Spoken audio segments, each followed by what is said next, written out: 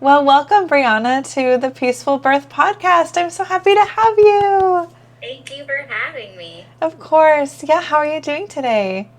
I'm doing pretty well. Yeah, doing pretty well. How about yourself? You're doing amazing with your kiddos and that sweet baby in the carrier. Looks so sweet. And I'm doing well too. I'm excited for spring. It's gonna be spring. It's so much easier to be a mama and have littles when it's warm outside.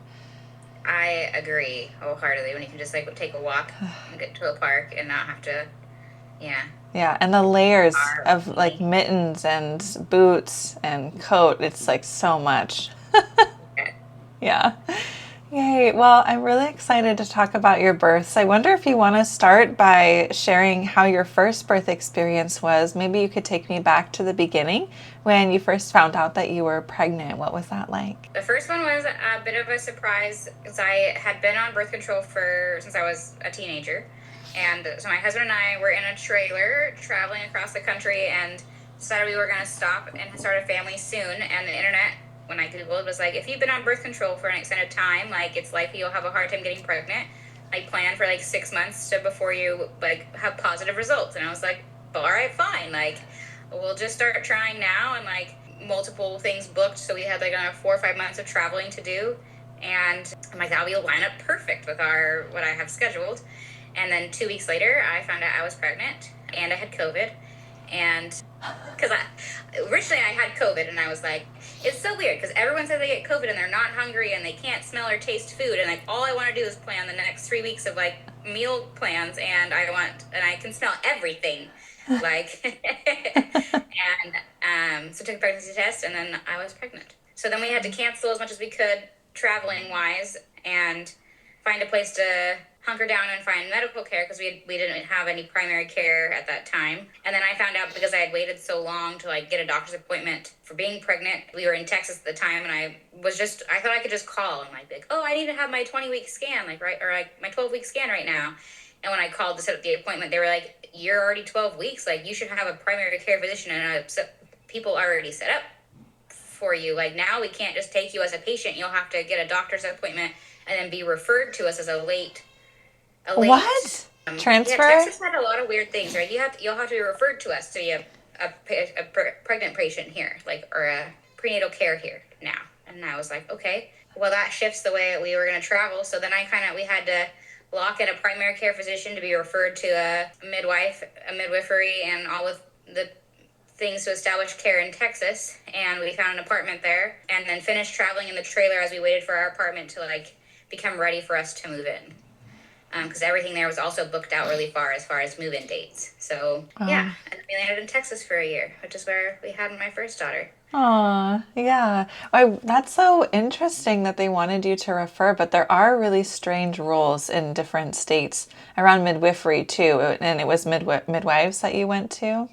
I went to and this appointment was with an OB because technically I hadn't had a test from a doctor that said I was pregnant. So they were like, "We have to prove you're pregnant," and um, so yeah, it was a lot of like jumping through the hoops so that then I could like get care that would be I guess qualified by insurance and all the things.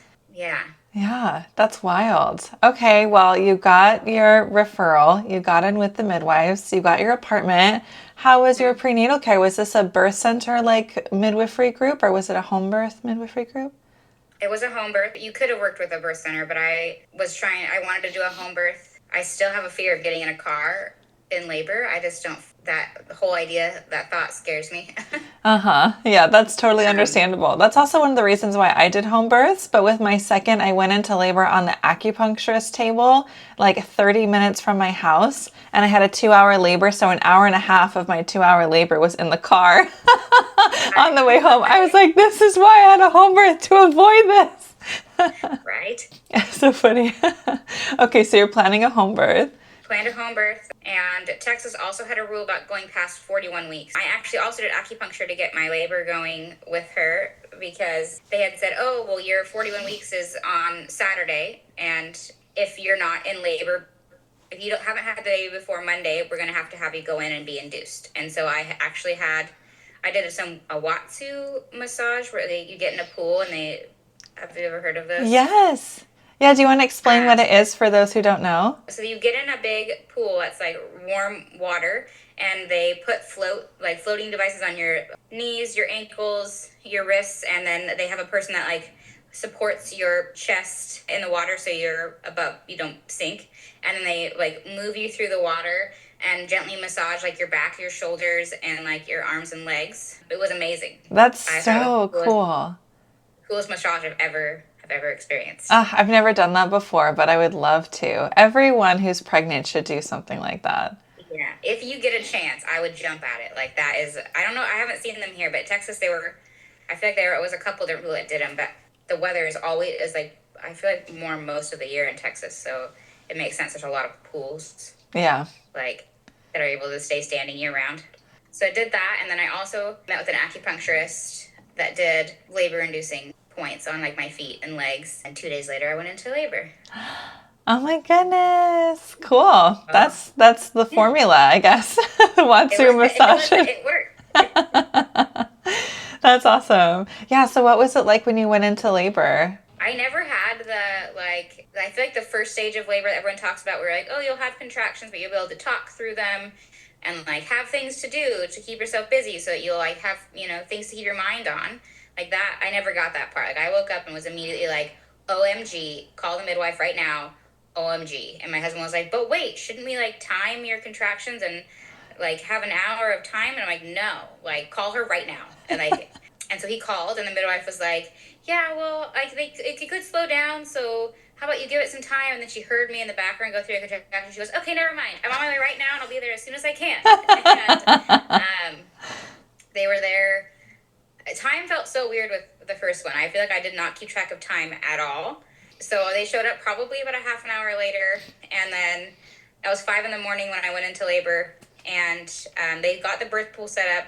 I tried to get in the birth pool when they had it all nice and ready for me, and until then I was like in my own shower in a tub, but with the shower on, so I was like having warm, I don't know, consistently warm water on me. And she ended up being sunny side up, so they couldn't really help me, and I couldn't reach both the handles to get myself support in the birth pool. And then I threw up in it, so they had to get me out of the birth pool. Oh no! And they ended up having me get in bed and on my back so they could like help me push, because I was pushing for a long time with her. And we weren't really getting any traction because she wasn't the right way in my belly. And so I want to say I pushed for over an hour, but again, time feels so weird, so I don't exactly know how long I pushed. I just know it felt like a lot of like actual me trying to like bear down to like push towards the end. And I remember asking like, "Are we close?" And they're like, "Well, you're like right at the cusp. It's like how fast can you get her to come, like her head to come all the rest of the way through?" And I was like, "All right, I can do this." Like, and I think 2 more pushes, I got her out. Wow. And then she was born around 11 o'clock. So my labor was from 5 a.m. to 11. Yeah, that's really fast for a first-time mom. Yeah, that's what I thought. It was like 6-ish hours. And my mom had kind of warned me. She was like, yeah, just so you know, our family has fast labors. And I guess her and her mom both had very quick labors.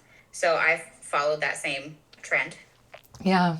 Yeah. And if your baby was anterior facing back, it probably would have been even faster. And, for those listening, like a posterior baby facing forward or sunny side up is a variation of normal, and every pelvis is a little different. And some pelvises really favor that position.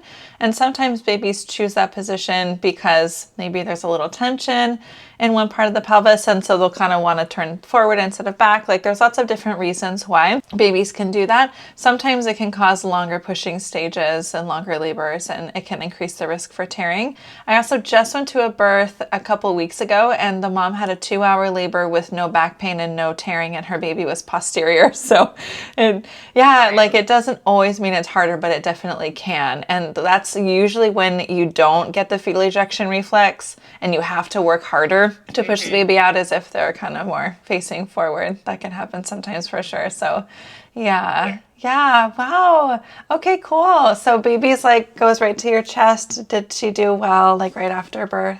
Yeah, she did really well. It latched okay. We have had, both of my littles had shallow latches, tongue and lip ties.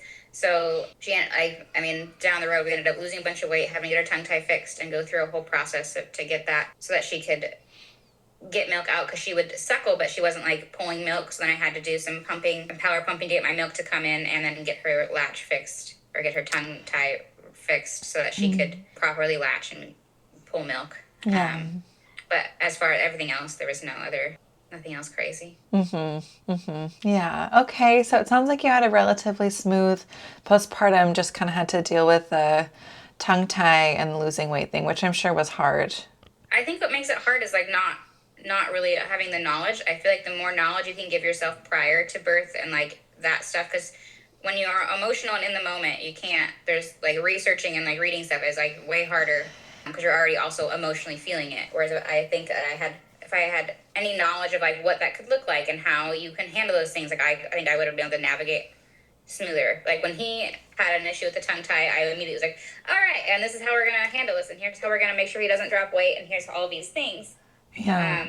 So going through it the second time was like much easier because I was educated, like how to move through it with more grace than I did with the first. Yeah. Totally. Yeah, that makes a lot of sense. That's why education beforehand is so important. I think a lot of parents think like, oh, I'll just figure it out as I go. It's not the best approach. No, I think some people can do that really well. I am a person who needs planning, preparation. I need like a three plans, A, B, C, so I can know like, okay, plan A didn't go. Here's plan B, and if plan B is not really working, here's a plan C. And if I don't have the education to like make those plans, then I feel like I fall apart in the moment. Like chaos, I do not thrive in chaos. Like, especially in postpartum, it's like extra chaos. It's like chaos on top of like emotional, like sensitivity and vulnerability and all this stuff. So, and then the hormone shift that you're already going through,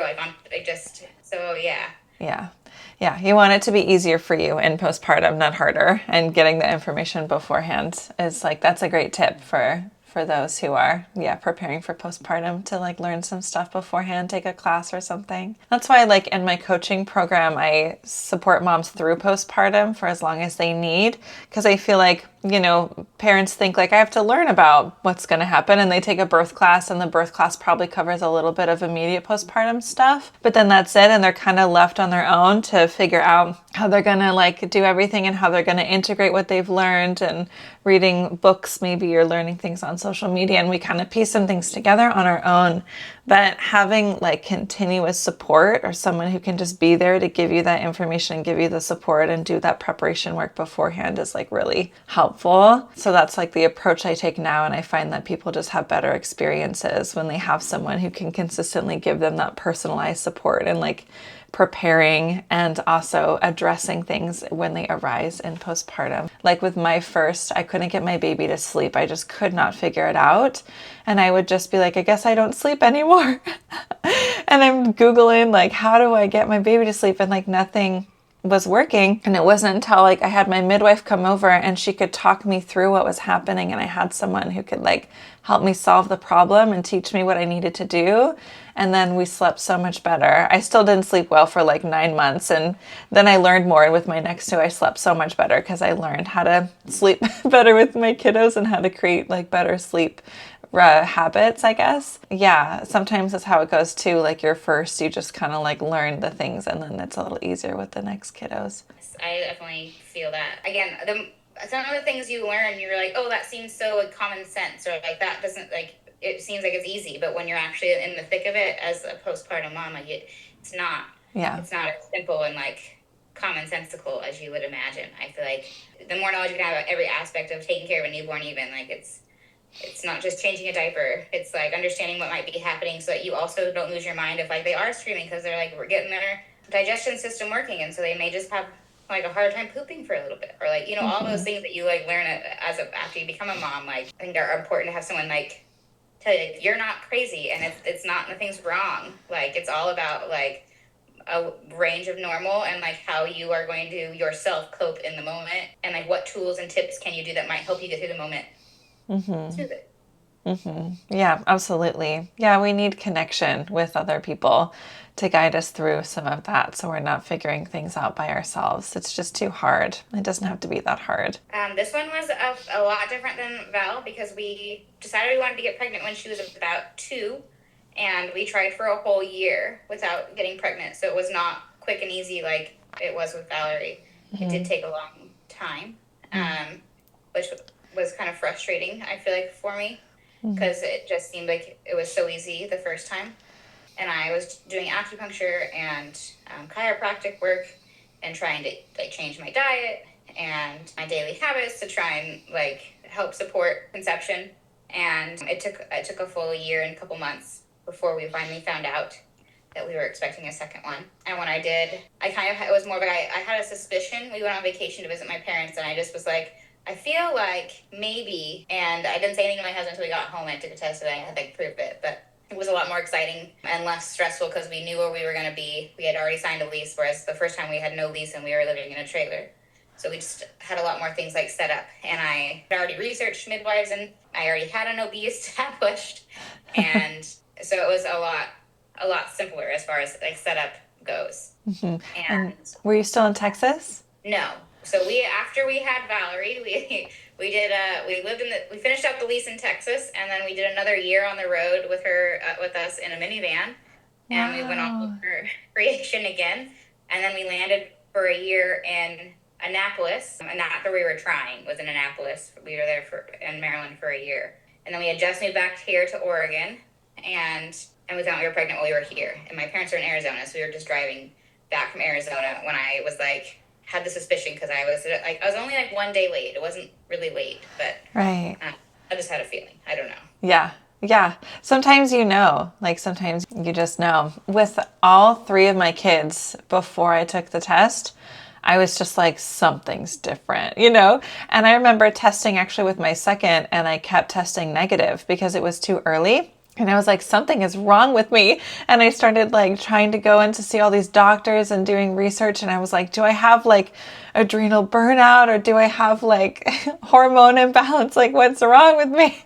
And then I found out I was pregnant after I was like, I'll just do another test, even though they keep being negative, I'm not pregnant. And it was like positive. And I was like, oh, that's what's going on. And sometimes you don't either, sometimes you can't tell, but it's kind of interesting when you get that feeling of like, like something feels a little different. So what was your husband's reaction? He was pretty excited.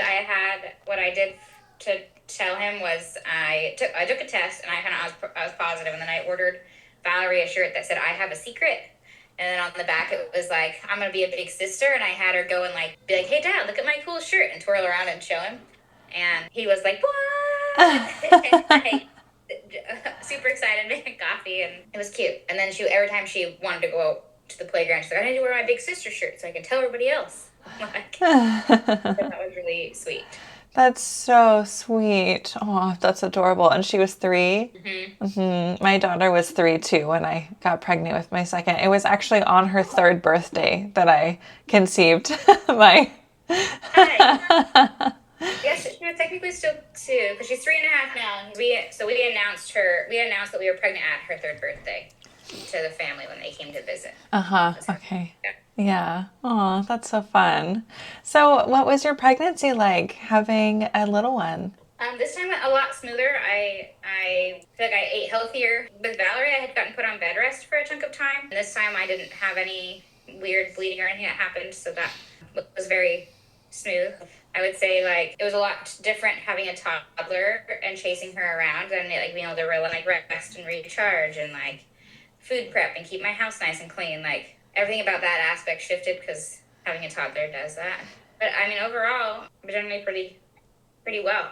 I also did do a lot of chiropractic work and acupuncture through this pregnancy because I wanted to make sure that the chiropractic was to make sure that my hips were aligned so baby could stay posterior. Or anterior, facing back. Anterior, yeah. So he could stay faced around because the chiropractor, when I went in, initially had said, oh yeah, it looks like you have like one side that's tight, and that may be why your baby chose to go face up the first time. And so I was consistently getting one side adjusted And it did indeed end up helping him stay. So he didn't come out funny side up. He came out like I don't want to say the correct way, but he came out the right way. I know. They're weird terms. Yeah, anterior, facing back. That's great. Yeah, anterior. Yeah, chiropractic can be so helpful for that reason. It was a good support to have. Yeah, and then somewhere during your second pregnancy near the end, you found me and took my birth class. I did, and I had heard of you. I think everyone I had met, I think including my OB and my midwives, had all been like, you should definitely take this course. I went to a Well Mama thing, and they were like, you should definitely take this course. And I kept meaning to like get into the course earlier, and by the time I was finally like, no, I need to do it right now. Like I wanted a refresher, because I had already taken a bunch of birth classes with Val, but your mind only holds so much information, and especially pregnant / postpartum. So I wanted to get like another pass of classes and like refresh all of the things that I had learned. And reading your pamphlet, I was like, this is exactly what I wanted, and this is exactly what I want to go for again this second time around. Like I want a home birth, I want to be not medicated, I want no tearing, I want a smooth transition. And so yeah, I finally got signed up, but I was already like 33 or 34 weeks along. So it's never too late. Right? I had a short time frame. Yeah, I wonder like if you want to share with me a little bit about if there was any kind of transformation, like how you felt before the class. Some moms would say like before taking the class, like I was kind of unsure about this, or I felt anxious, or I felt like whatever. And then after these things improved, did you feel like there was any transformation for you? I mean, I definitely feel like I loved to have the refresher. I didn't feel as nervous for labor the second time around, because I knew kind of how the gambit was going to go. And what I wanted was, I guess, to meet other moms in the same spot as me. And but I definitely loved that I still learned new things. Like that was what I really took away from it. Was every class I got to go to, I was like, okay, that's something I didn't know before that I'm glad to know now. Like we went over the first class, and this one was the going through labor and dilation and pushing and the fetal ejection reflex, and that was something I had never heard about before, and I knew I hadn't experienced that when you were talking about it, and I was like, that would make things so much like easier. I hope that's what I happen this time. And I had never talked through having Bryce, my husband, catch the baby. That was something I had never even thought of, and that was something I remember watching you walk a lot of moms through, and I was like, that seems nuts. There's no way my husband could do that. And like fast forward, and he ended up having to do that. And I was so thankful that I had been in the class and had watched multiple moms like work through like getting their leg up over the umbilical cord and like sitting down to be able to take the baby after it was caught. Because I think I would have been panicked in that moment had I had not had some of that knowledge. Again, it's all the things you don't think you need to know, or you think are going to be simple, that when the things start happening, like it's good to have like, oh yeah, and here's how I watched that occur. So I think maybe the transformation came after, like not during the class so much, but like after birth, when I was like, oh my gosh, there are so many things that like happened that I now know of because of the class. Like I definitely had the fetal ejection reflex, because this time around I literally was trying not to push. I knew the midwife wasn't here yet, because I had just texted, because I didn't realize how fast my labor was going this time around. Because this time I was texting the midwife, and I was like, I think things are ramping up. Like I should probably start heading here. And this was after like I had been up for maybe 45 minutes with contractions, and I got in the shower again, and my husband started trying to set up the birth tub, and then I was like, oh my gosh, I feel like this is happening like really fast. And I kept trying to like tell my body like to stop pushing. I was like, don't push. The midwife hasn't made it yet. The midwife hasn't made it yet. Like slow down. And at one point, my body was like, no, you will push. Like, it felt like but my body was like, nah, you're not going to hold anymore. And, like, force pushed his head out. And then I was like, help. And I went to the bathroom. And I was like, oh my gosh, like, he's already, like, here. And I was like, don't touch his head. Because, like, in your class, we talked about how, like, they're going to, like, turn their head and, like, get one shoulder out before they come out. And so I had to, like, tell him that after his head. I was like, don't touch his head. Like, wait for his shoulder to come out. And then just be there to catch him, because that's how this is going to go. But don't hold his head, because he's going to have to turn. And that was something I didn't know. And then my husband did catch the baby. And then he was like, well, what do we do? And I'm like, I don't know, but hold the baby down so I can get my leg up and over the umbilical cord. And then you can hand him to me. And we worked our way through that and got myself sitting in the tub. And then I turned around and picked my phone up and called the midwife. And I was like, he's here. He's born already.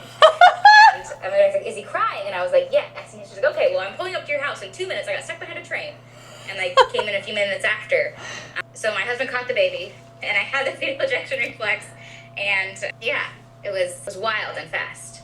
Wow, that's incredible. So you had like a 45-minute, like under an hour birth.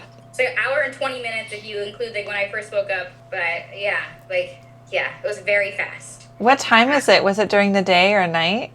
It was in the morning, same as Val. I woke up at 5 in the morning and I was like, yeah, this is like a thing. And I was trying to wait for family to come because remember I told you in class I was nervous that he was going to come before we had family show up? Yeah. Okay. Showed up before family showed up by 2 days. And luckily, the fear I had of Val being in the house didn't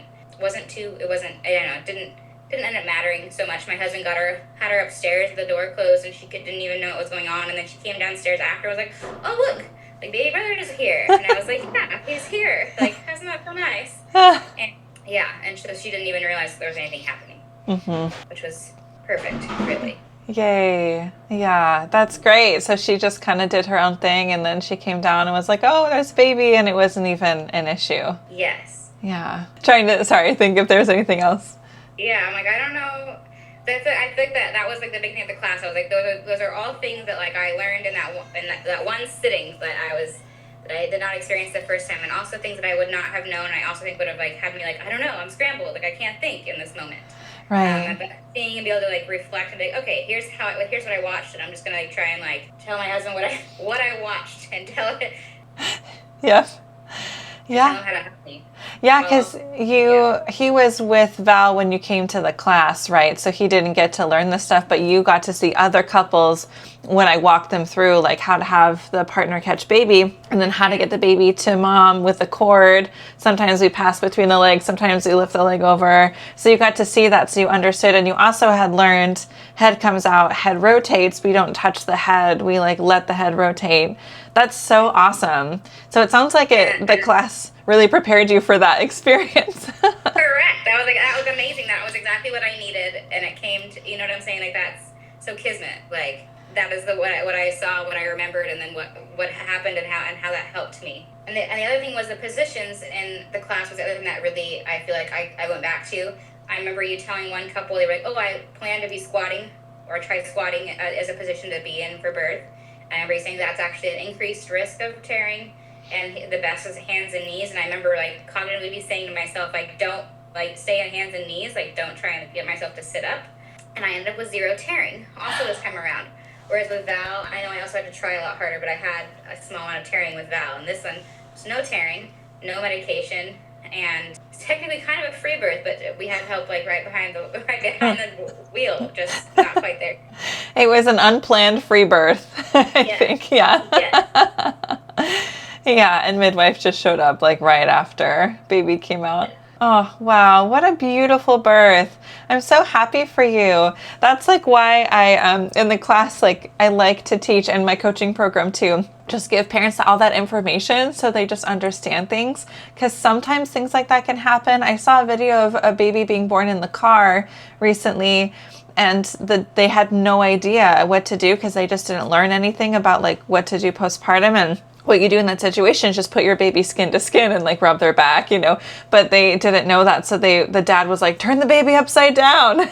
Like the mom's like, you didn't need to do that. Like the baby was crying and was pink and was fine, but they just thought they had to like turn the baby upside down and do all this kind of stuff, just from what we've seen in the movies or what we've heard, and they're just kind of going off that. And it's so much more empowering to just like understand this stuff, even though usually you'll have a provider there to guide you through it.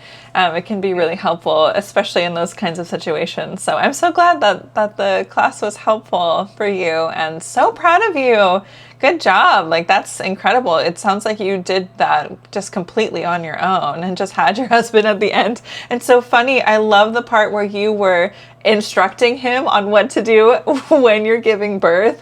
Yeah, and that's why I had never thought about it. Like, if you had asked him, I think prior to this experience, he'd have been like, no, I'm okay, I don't need to catch the baby, which I think is what I said in class. My husband would be like, no, thank you. Like, I don't think I need to be, I don't think I want to do that. But he didn't have much of a choice in in this matter. And I thought he did very well. And I couldn't believe how fast he was there. Like, I know in his mind he probably was, I guess, responding to me, calling him in the house for something random. He doesn't have to respond as quickly, but it was amazing. He was literally there, and then, yeah, I did really well, I thought. Like, with my very small, probably short direction. Like, you did amazing. Yeah.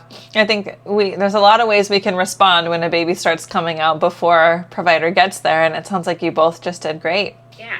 Yeah. I remember after birthing, like, it's so crazy that this was the one class that I feel like I really got to participate in, because we had a bunch of cancellations, so I didn't get to go to the whole session. Like I initially wanted to, but like the class that I went to and saw was the class that really, I feel like, helped me the most, because that was all stuff that I would never have thought about, and I didn't have any prior knowledge to help me. Like, I would never have known anything about baby coming out. Like, I guess the head turning and waiting for his shoulder, and that whole part would have been something I would have been like freaked out and not really know what to do. Yeah, for sure. I was so thankful for that. Yay, I'm so glad. It sounds like it just ended up being perfect. Like, everything, what you learned was exactly what you needed to know. Like, your younger kiddo, Val, like, she had her situation figured out and she was good, and everything just unfolded perfectly. How do you feel about your birth now, like, looking back on it? I think this birth, I felt very empowered. Like, I feel like I was much more in my body and aware too. Like, again, the other thing I thought was really weird or different this time around was I knew exactly how much time had passed at every point. Like, with Valerie, time felt very like woo, woo, woo. Like, I had no idea what was happening, and I had no idea. Like, I didn't know how long time had passed. Whereas this time, I remember like calling my husband down, and I'd been having him talk for like 30 minutes. I'm like, they might slow down, they might not. We're gonna see. We're hoping he just decides to like stay in there a few more days for your stepmom to arrive, and then like 20 minutes later, I texted him saying, "Hi, I don't think it's gonna stop. Like, you should probably head here." And then literally 20 minutes later, he was here. And like, I texted her and then got in the shower, and then immediately my water broke, and I felt very in my body the whole time. Like, I was very aware, and also, like, I understood more what was happening because I had taken the class and like learned about the fetal ejection reflex. So yeah, understanding what was happening and understanding like where I was at throughout was also really cool. Really cool to me, and not scary. It wasn't scary. Yeah, totally. Oh, yay. That makes me so happy. Thanks so much for sharing that. Do you have any like advice for someone who is listening now who's pregnant and wants to have like a really smooth and positive birth experience? Like, what would you say to them? Advice I would give to other moms is to take your class, really, because the more power, and I love the way that what I really loved about the way you teach is that you teach the range of what's normal, and then like a range of what's normal for whatever you want to have happen. Like, it's not like you're only pushing, oh, a home birth is the way. It's like, if you want the home birth, here's a good way to be prepared. If you would like a birth at a birth center, here's a good way to be prepared. If you're going to do a hospital birth, here's a good way to be prepared to make sure that you feel safe, secure, and empowered through your birth. And I really loved that about the way you walked through that, because everyone in our class had a different plan. I like that you couldn't tell if you had a certain way that you would prefer. Like, you're not biased. You're just gonna say, okay, what do you envision? What are you trying to like have happen? And here's how you can get the most support and have the most smooth go with this. But I think that education, and even if you don't think you need it, like you think it's going to be simple, the more you can put it in your brain and educate yourself about the process you're going to go through, or what you might go through, what you might not go through, like, and how you might handle that is the key. Yeah, it really is. It opens up options when you understand, and prevents you from being like backed into a corner at any time or feeling scared because you don't understand. I remember when I went through transition with my second, which was my hardest moment, I think, in all three of my births. It was very fast. It was 2 hours, and yours was a lot faster. But it's intense. Like, when it's fast, it can be pretty intense. And I felt like his head coming down. I felt like my pelvis kind of opening a little bit for him to come down, and it felt very intense. And I was like, I know what's happening. Like these sensations, I understand what they are. I understand what's happening biologically. And I know this means that everything is working well, even though it feels intense. And that's what helped me cope, was just that understanding of what was normal and reminding myself that this is normal. That helped me so much. Yes, definitely. I would say I agree with that statement, because that's exactly how I felt. Like I was like, oh, I just need to breathe. I just need to breathe. And I could tell he was getting close. I'm like, just breathe. And like, and like I said, I was trying not to push him. Like, just hold on and deep breathe. And then as soon as I knew my body wasn't going to let me not push, I was like, all right, well, here's how it's going to happen. And so, yeah, I think that really the best you can do is like not just rely on yourself in the moment. Like give yourself knowledge beforehand, because in the moment it's intense in your mind. Is everything about it is intense, and there's no way you can make the same logical thoughts and decisions after. You need that powerhouse to be built before labor comes, so I think just knowing that, if you go to a hospital, like what your options are, and like you don't have to race through just because they've given you choices. Or like I remember with my midwives, it was nice that they had, the first time was, were very supportive as to like, here's where your birth plan, and if your birth plan goes sideways here, we want you to have a plan B birth plan, and we want you to have it typed up, just so that if you can't talk for yourself, you have your husband and you have it written down. Then you have us, obviously. But having a team built around you that helps support what you're trying to accomplish in the way you would like it to happen, as much as possible. A plan you'd like to follow is again another key. Because if you were to give me, I guess, in the moment, you're not going to be able to be like, okay, teach me all of the things teach me what my options are, and when I can slow down, or and take a breath and then think about how I want to move forward if the plan isn't going the way you would anticipate it. For sure. Yeah, understanding that beforehand is so huge. Like if someone were to say, your labor is going kind of slow, I think that you need Pitocin, and you're like, what's that?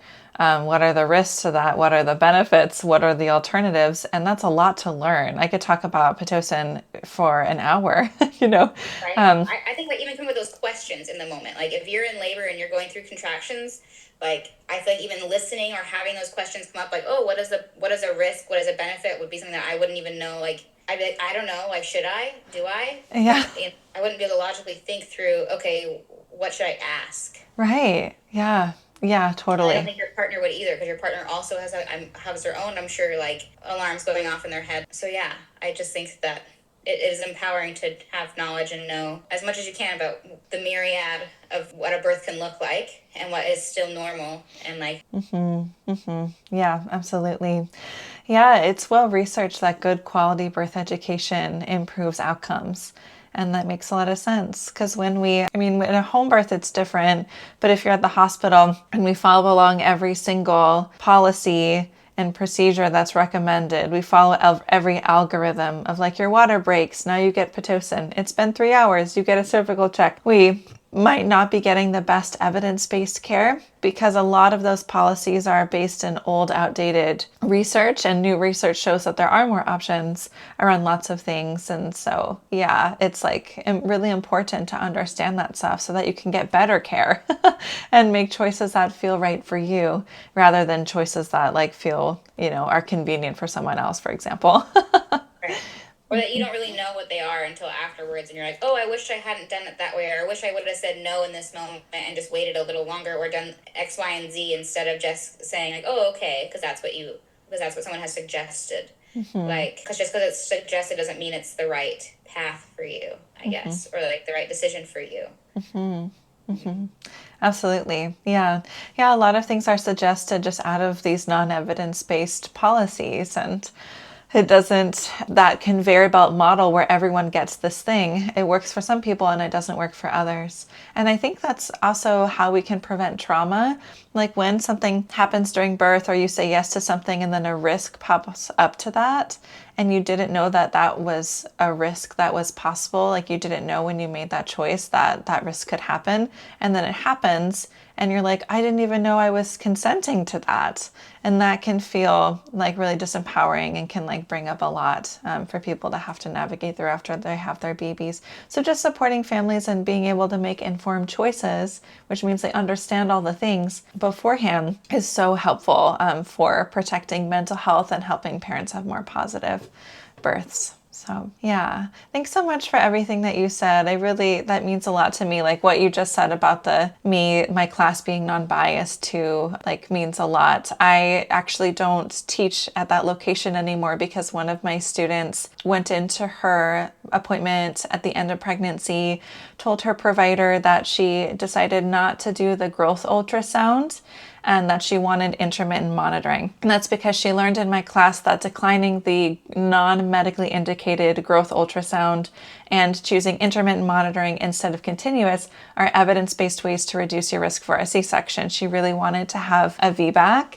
And the provider was so furious at me that she reported me to the board of the location I was teaching at before and said that I am anti-medicine and anti-hospital birth and that I'm telling moms to decline monitoring in labor and decline ultrasounds. I was like, no, that's not what I'm doing. But the board just sided with her immediately and they, didn't give me the benefit of the doubt. And I was like, you know what? If you guys are willing to just drop my income and also like my class, it was like right before a class was about to start, I had all these people signed up just so suddenly because one person is throwing a tantrum that someone is making an evidence-based informed decision, then I don't know if this is a good fit for me either. So I finished out that class in this previous winter and then took a pause, and the pause has been kind of nice, but I'm going to start up with Nurturely here in a few months, which is exciting. So, and I align with their values a lot more and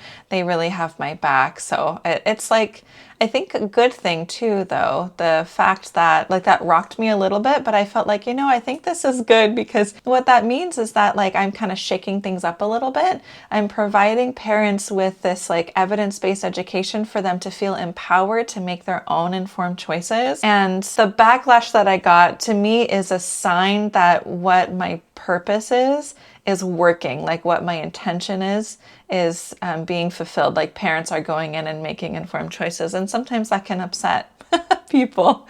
Anyway, but what you said really means a lot to me. Thank you. Of course. I really appreciate. I wish I had gotten to come more. I know it was tough at the end but I wish I had gotten to come to all of them because I think that I could have had, even more knowledge. And I really appreciate how you approached that, where it didn't feel like one person was wrong, one person was weird for making a choice. Whatever your choice, whatever people were choosing was just right for them. And I appreciate you. Oh, thank you so much. I really appreciate you taking the time to come on and share your story, and especially while taking care of your two kiddos. You're doing so amazing. Thank you. Yeah. Thank you. Is there any final words that you want to say? No. I wish you the best. And if we haven't planned on having a third, but if we do have a third, I would definitely be coming back around to jump back in and hopefully get more knowledge from you again in the future. Oh, you're so sweet. I would love that. Definitely let me know if you do have a third. Oh.